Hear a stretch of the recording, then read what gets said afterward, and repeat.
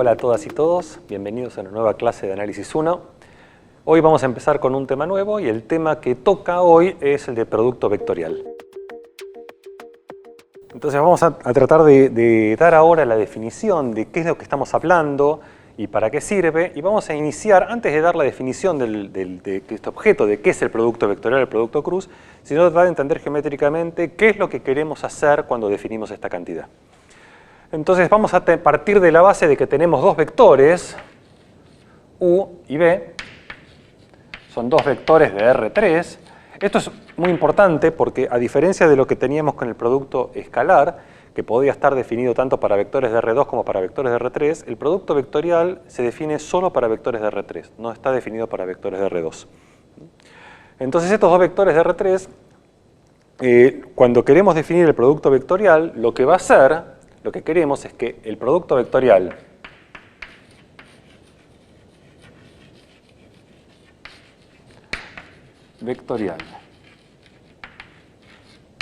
de U con B, que lo vamos a anotar así, U cruz B, por eso se llama producto cruz, porque la notación es con una cruz. Lo que estamos buscando ahora es el resultado de este producto, lo que va a dar es un nuevo vector. Fíjense que eso es distinto a lo que teníamos con producto escalar, que cuando multiplicábamos dos vectores nos daba un número. En cambio, el producto vectorial, uno tiene dos vectores, los multiplica y el resultado me da un nuevo vector. Entonces, el producto vectorial de U con B, que lo vamos a anotar de esta manera, va a ser un nuevo vector de R3. ¿Y qué propiedad tiene que tener este vector? ¿Qué es lo que buscamos? Bueno, lo que vamos a buscar es que el resultado de este producto vectorial sea un nuevo vector que tenga que ser simultáneamente perpendicular a U y perpendicular a B. Entonces, esto es un vector de R3 con la propiedad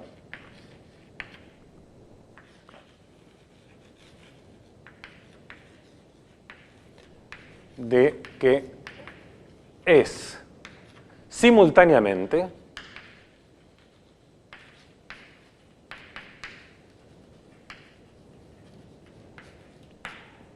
perpendicular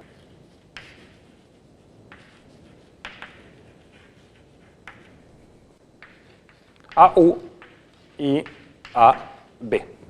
Esto quiere decir que entonces que U por B es perpendicular a U y U por B es perpendicular a B. Bueno, voy a hacer un pequeño dibujito para se entiende lo que vamos a decir ahora, pero lo primero que voy a observar es que esa caracterización o esta definición, decir que tiene que ser un vector que sea perpendicular a U y a B, no define completamente el producto vectorial. Recuerden que al ser un vector, para poder definir ese vector tenemos que darle una dirección, una magnitud y un sentido. Entonces lo primero que vamos a ver es si yo quiero un vector que cumple esas dos propiedades, de esas tres elementos que definen un vector, ¿qué es lo que estamos determinando? Entonces hay un pequeño dibujito que podemos interpretar, va a ser muy fácil, vamos a suponer que este que está acá es mi vector U y que este que está acá es mi vector B, imaginemos que estamos en R3. Entonces, si yo quiero un vector que sea simultáneamente perpendicular a U y perpendicular a B, lo que uno observa es que tenemos acá toda una recta de vectores, este es el origen, todos estos vectores son perpendiculares tanto a U como perpendiculares a B. Entonces, cualquier punto que yo elija, cualquier vector que yo elija sobre esta recta, ese por ejemplo, va a cumplir las dos condiciones de perpendicularidad de manera simultánea. Entonces, esas dos condiciones, lo único que me van a estar garantizando es una dirección. No me van a estar dando ni un sentido ni una magnitud. Entonces vamos a tener que ver cómo hacemos para determinar esas dos cosas, sentido y magnitud. Pero vamos a empezar a hacer alguna cuenta. Supongamos que tenemos estos dos vectores, U y B, que son vectores conocidos, y yo quiero encontrar un vector W que cumpla simultáneamente las dos condiciones de perpendicularidad. Entonces, busquemos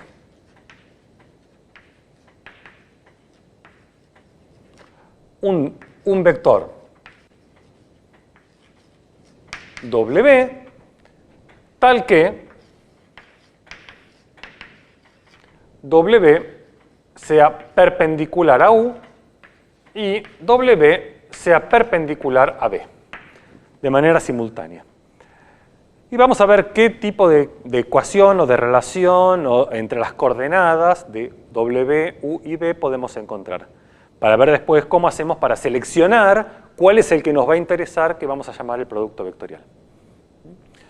Muy bien, entonces, para poder hacer esto, voy a tener que hacer ahora algunas cuentas, y para hacer algunas cuentas tengo que definir algunas letras, es decir, cuáles van a ser las coordenadas de U, las coordenadas de B y las coordenadas de W.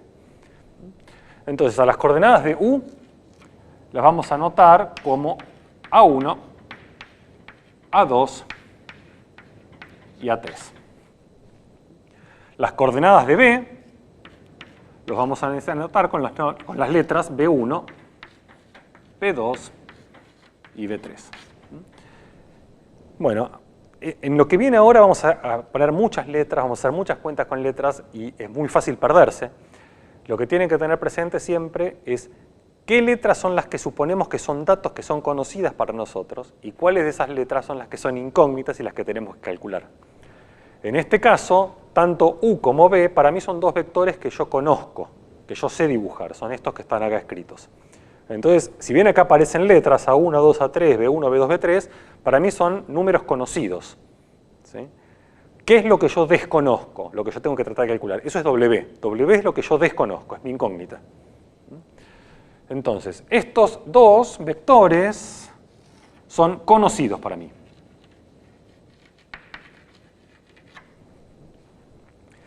Y lo que busco yo, lo que estoy buscando es el vector, es quién es W. W es mi incógnita.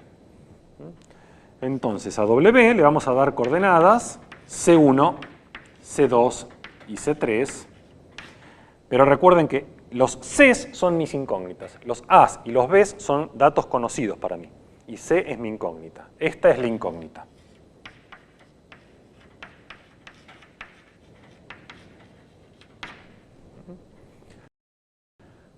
Bueno, entonces, ¿cuáles son las condiciones que tenemos que satisfacer? Si nosotros decimos que W es perpendicular a U, de acuerdo a lo que estudiamos en la clase de producto interno, esto quiere decir que W y U, el producto interno, tiene que ser 0. Esto entonces es equivalente a decir que hago W por U y esto tiene que ser 0. La otra condición es que W tiene que ser perpendicular a B, pero esto va a ser equivalente a que W multiplicado producto interno por B tiene que ser 0. Bueno, entonces, ¿qué queremos ahora? Queremos escribir estas dos ecuaciones en términos de las coordenadas. Acordémonos siempre, porque esto si no genera mucha confusión. U tiene coordenadas con la letra A, A1, A2, A3. B tiene coordenadas con la letra B, B1, B2, B3. Y W le pusimos las coordenadas C. Y recordemos que las A's son datos, las B's son datos, nuestras incógnitas son las C. Es muy fácil perderse con estas cuentas si uno no tiene presente qué quiere hacer. Bueno, entonces la primera ecuación es C1, C2, C3, producto escalar, A1, A2, A3, igual a 0. Vamos a ponerle un colorcito para que se distinga. Esta es la ecuación 1, que ahora la reescribimos de esta manera. Ecuación 1 acá. La otra ecuación es esta. Esta va a ser mi ecuación 2. La ecuación 2, cuando la escribimos en términos de coordenadas, ¿qué hacemos? W es los Cs.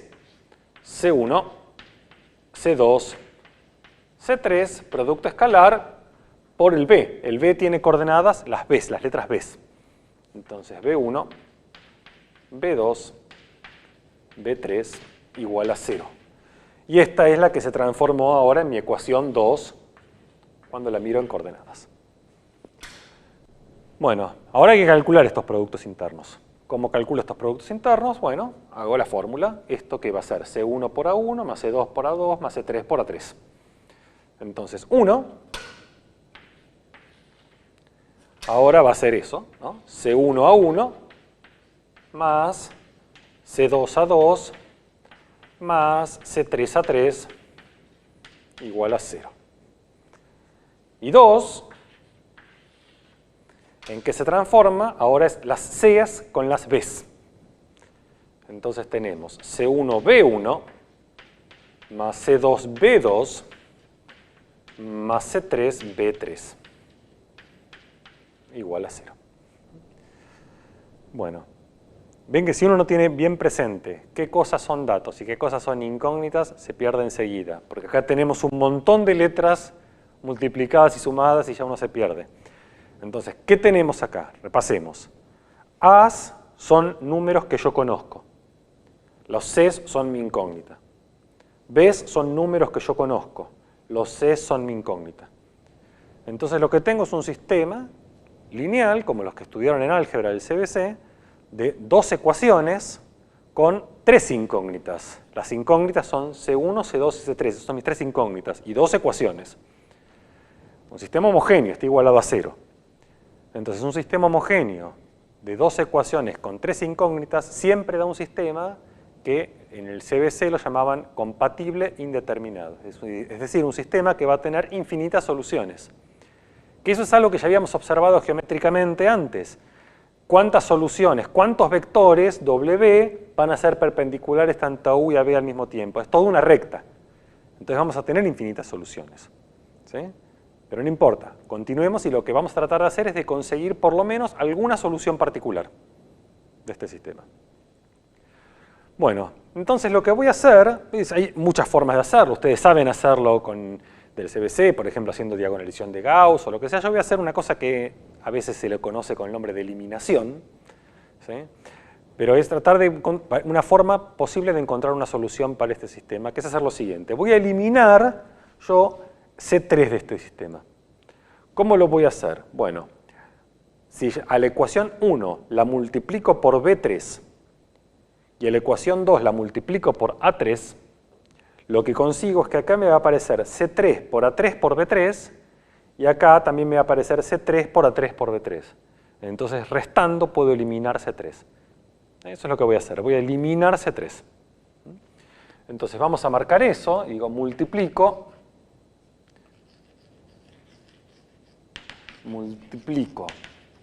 1 ¿por qué tengo que multiplicar? Por el B3. Por B3. A multiplicar 1 por B3, la ecuación que obtengo, y por una cuestión de comodidad lexicográfica, digamos, voy a escribir ahora todo en orden, primero las A's, después las B, después las C, para mí me resulta más fácil ordenarme así. Entonces la ecuación me queda A1, B3, C1, más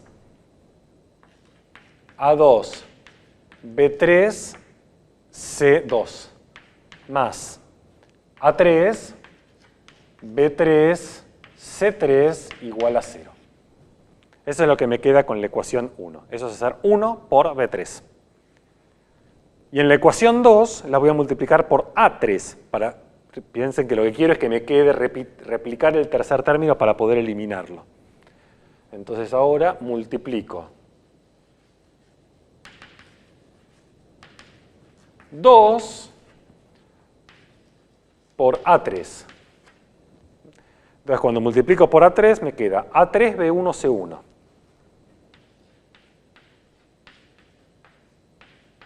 Más. Multiplico acá por A3, me queda A3 B2 C2.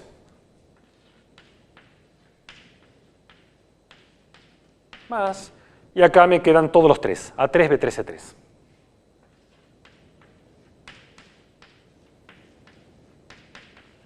Muy bien.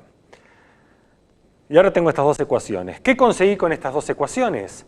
Conseguí que el tercer término es el mismo en las dos. Entonces, si yo resto, elimino C3 de mi ecuación. Por eso se llama eliminación esta técnica. Me permite eliminar una de las incógnitas. Entonces, resto ambas ecuaciones. Resto ambas ecuaciones.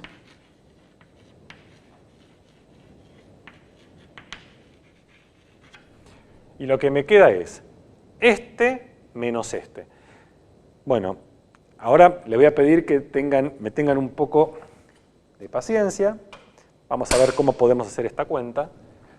Voy a juntar este término azul con este término azul cuando resto.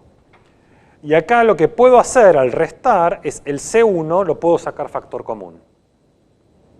Entonces cuando resto, ¿qué me queda? Me queda el C1 que voy a sacar factor común por A1B3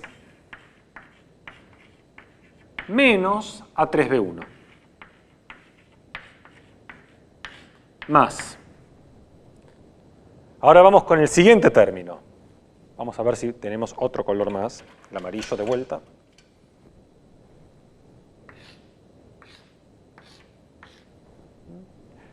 Si ahora resto, lo que puedo sacar factor común es el C2.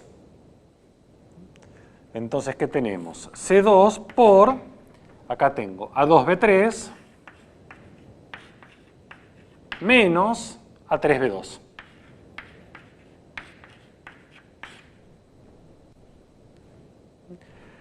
Este término directamente se elimina. Justamente hicimos toda esta cuenta para eliminar C3. ¿Sí? Entonces, este que voy a poner en rojo,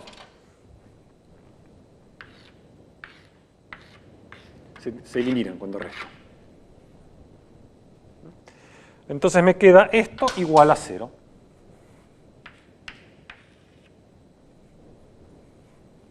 ¿Está bien?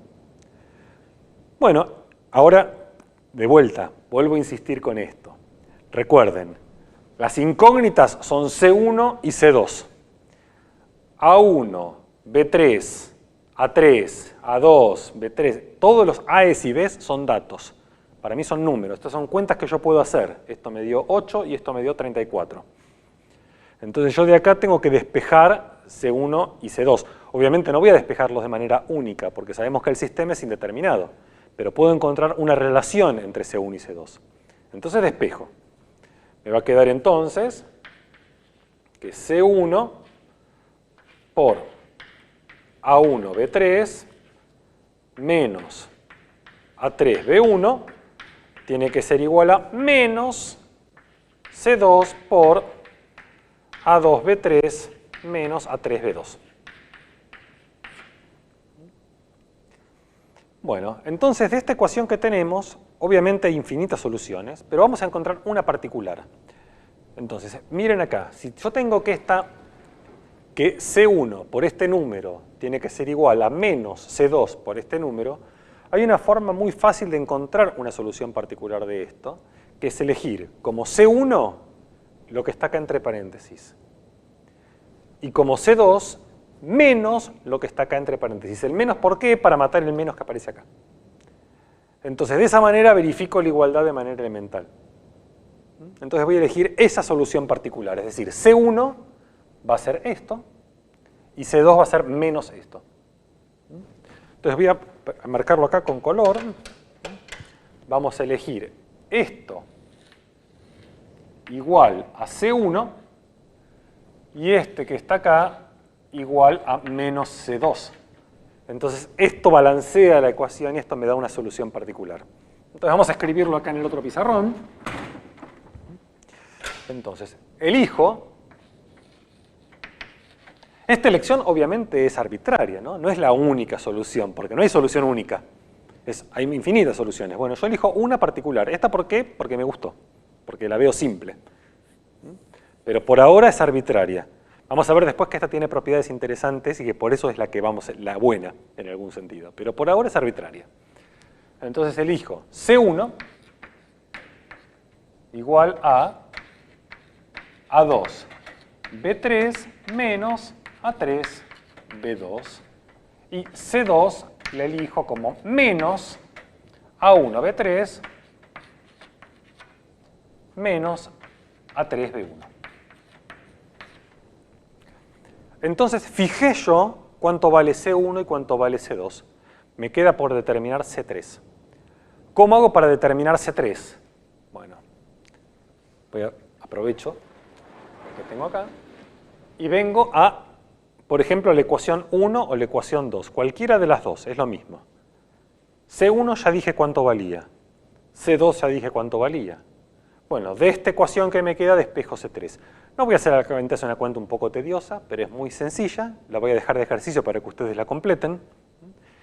Es decir, ¿qué tienen que hacer? Donde dice C1, en la ecuación 2, ponen la fórmula que acá encontramos. Donde dice C2, ponen la fórmula que acá encontramos. Y de esa ecuación despejan C3. Bueno, entonces, despejando ahora tanto de 1 como de 2, se obtiene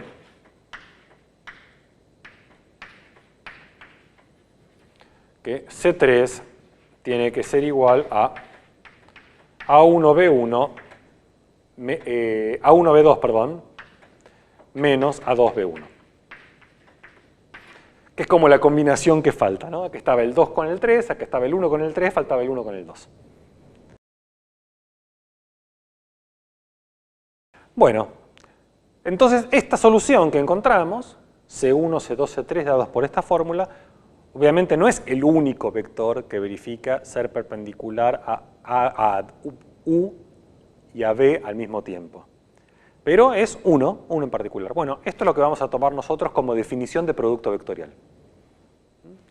Entonces, definición.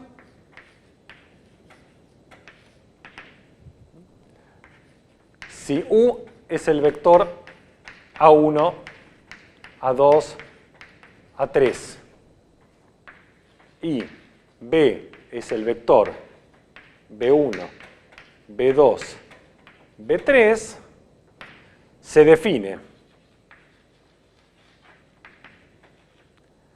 U, producto vectorial B. ¿Qué vector? Bueno, el vector que tiene primera coordenada C1. Entonces vamos a poner A2, B3 menos A3, B2.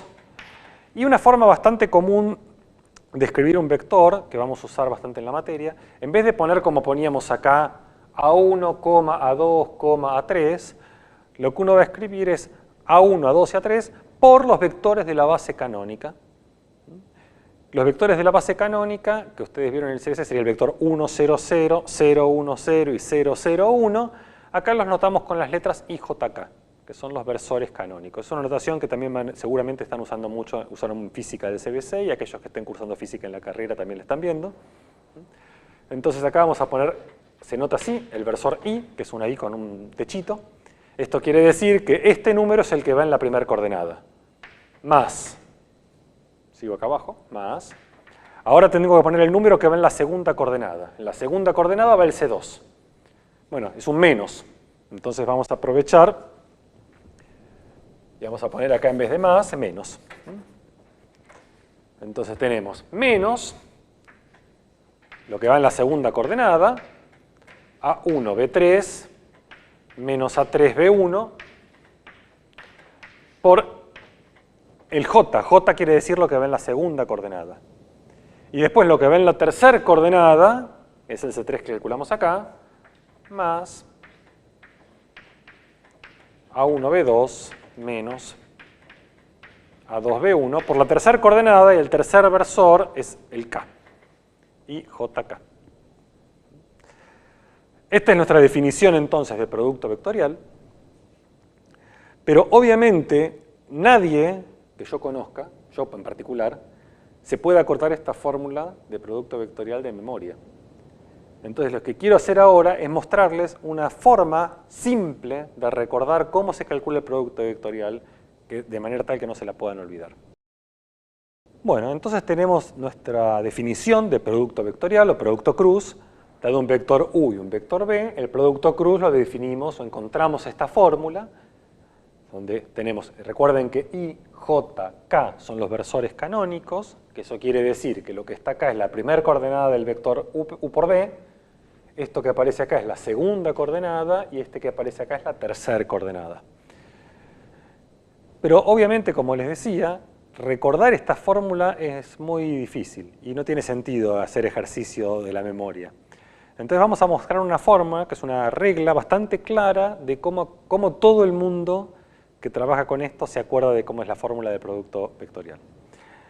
Y seguro que muchos de ustedes ya están viendo que les suenan familiares estas combinaciones de letras. A2 por B3 menos A3 por B2, A1 por B3 menos A3 por B1, A1 por B2 menos A2 por B1. Y si recuerdan lo que vieron en el ciclo básico en álgebra, esto suena a determinante. Eso es exactamente como se calculan determinantes de 2 por 2. Entonces lo que uno ve, lo que se puede ver muy fácil, es que este producto que está acá, esta relación A2B3 menos A3B2, es exactamente el determinante de esta matriz, A2, A3, B2, B3. Es el determinante de esta matriz de 2 por 2, que así es como se calculaba, ¿no? A2 por B3 menos A3 por B2. Entonces, esto es por el versor I. Después viene menos. Esto también es un determinante. Este que está acá es el determinante de la matriz donde podemos poner A1, A3 en la primera fila y B1, B3 en la segunda fila, ¿no? Esto es A1 por B3 menos A3 por B1, que es lo que tenía ahí. Esto por el versor J. Y por último, este coeficiente que está acá también es un determinante, ¿no? Es el determinante de la matriz A1, A2, B1, B2. Y esto por el versor K. Entonces podemos reescribir el producto cruz de esta manera, como los versores canónicos I, J, K, con los coeficientes dados por estas matrices de 2 por 2. Pero se puede hacer una fórmula incluso más amigable y mejor, porque lo que esto suena es al desarrollo por fila de un determinante de 3 por 3. ¿Sí? ¿Cómo se hace el desarrollo por fila de un determinante de 3 por 3? Uno pone el determinante del menor por el lugar que está en el 1, 1, que sería el I. Después menos el menor por lo que estaba en el segundo lugar, que es el J, más el otro menor por el que está en el tercer lugar, que sería K. O sea, todo esto lo podemos reescribir también como un determinante de 3 por 3, donde en la primera fila están los versores canónicos. Después tenemos en la segunda fila las coordenadas del vector U, y en la tercera fila las coordenadas del vector B. Entonces, si hacen el desarrollo de este determinante por la primera fila, obtienen exactamente lo que estaba ahí arriba. Obviamente esto no es un determinante en el sentido estricto de la palabra, porque los coeficientes no son todos números. Acá estoy teniendo como coeficientes versores. Pero bueno, por eso esto tienen que tomarlo como una regla de cómo se recuerda en este producto interno. Esto no es un determinante en el sentido que lo vieron en álgebra del CBC, porque acá debería haber números, si no hay números, si no hay versores. Pero de todas maneras las reglas de cálculo siguen siendo las mismas. Y de esta manera, esta es la forma en que ustedes y todo el mundo recuerda cómo se calcula un producto cruz. ¿Cómo se calcula el producto vectorial?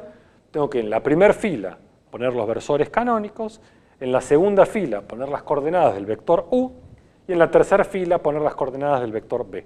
Calculo este determinante desarrollando por la fila de los versores y obtengo el resultado del producto cruz. Perfecto, tenemos esta definición. Vamos a ver qué propiedades tiene este vector y vamos a ver por qué, de alguna manera, entre todas las opciones que habíamos tenido para elegir de un vector que sea perpendicular tanto a U como a W, este es el que resulta más importante para nosotros y es el que va a ser relevante. ¿No? Porque esta es la definición de producto cruz y no cualquier otro vector perpendicular, sino este es el que nos interesa. Entonces veamos algunas propiedades.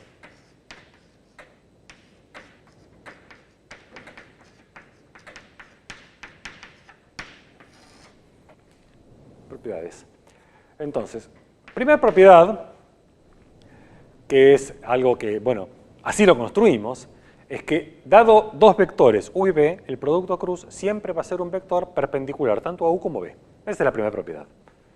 Entonces, si yo hago U por B, este vector es perpendicular a U y U por B es perpendicular a B. Esa es la primera propiedad que tenemos. Esto, así lo construimos, lo definimos para que verifique estas dos relaciones de perpendicularidad. La segunda propiedad es que si yo hago U por B o calculo B por U,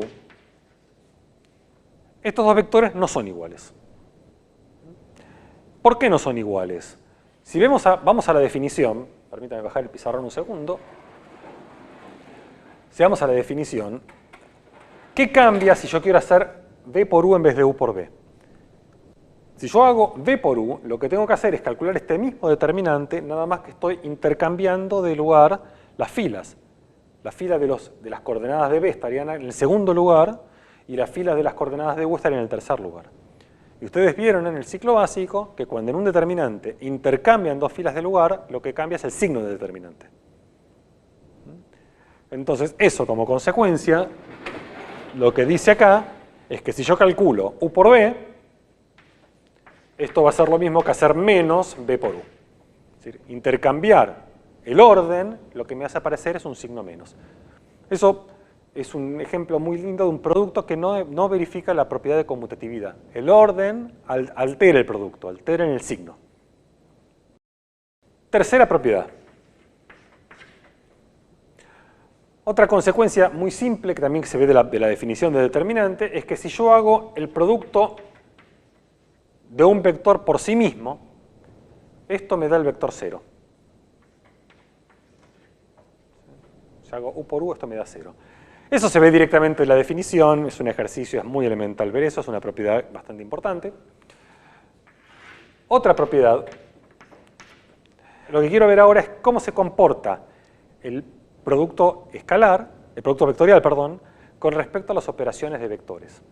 Entonces, si yo tomo un vector y lo multiplico por un escalar, lo dilato, ¿qué pasa con el producto vectorial? Y después, si tomo dos vectores y los sumo, y hago el producto vectorial, ¿verifica la distributiva o no? Esas son las propiedades que me interesan. Entonces, la primera propiedad habla del producto de un vector por un escalar, y bueno, dice, si ustedes tienen un vector, un número t real, multiplican por u, y hacen el producto cruz por b, bueno, ¿esto qué vale? Esto, por suerte, acá se comporta bien como uno espera, esto va a ser hacer t por el producto de u por b. Estas propiedades uno las va a usar todo el tiempo casi sin pensar que las está usando, porque cuando funciona bien, cuando se verifica, bueno, uno las usa casi sin pensar. Hay que tener cuidado con esta, porque esta no es lo que uno espera a priori. Uno está muy acostumbrado a que cuando da vuelta el producto vale la igualdad. Acá no es el caso, pero esto sí funciona bien. Y esto también es una consecuencia de las propiedades de determinante. Porque ustedes saben, han visto que si yo a una fila entera la multiplico por un número, el determinante es lineal respecto del producto de las filas por un escalar. Entonces, eso es lo que va a decir exactamente la validez, va a determinar la validez de la propiedad 4. Esto vale para todo número t real.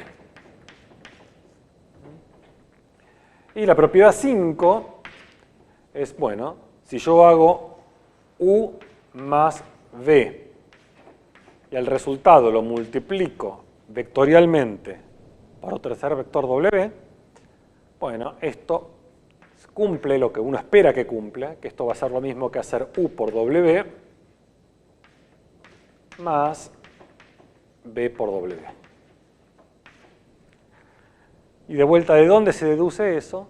Bueno, cuando uno tiene un determinante, uno sabe que en cada fila el determinante es lineal. Y es una consecuencia de la lineal de las filas de determinante, esta propiedad. Son todas de simple verificación. Con esta lista de propiedades terminamos entonces por hoy.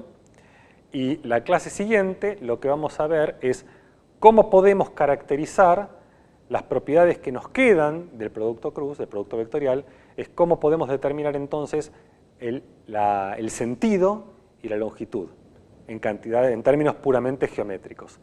Ya sabemos la dirección es la única dirección perpendicular tanto a U como a B, nos queda por determinar entonces cuál va a ser el sentido y cuál va a ser la longitud. Y eso lo vemos en la clase que viene.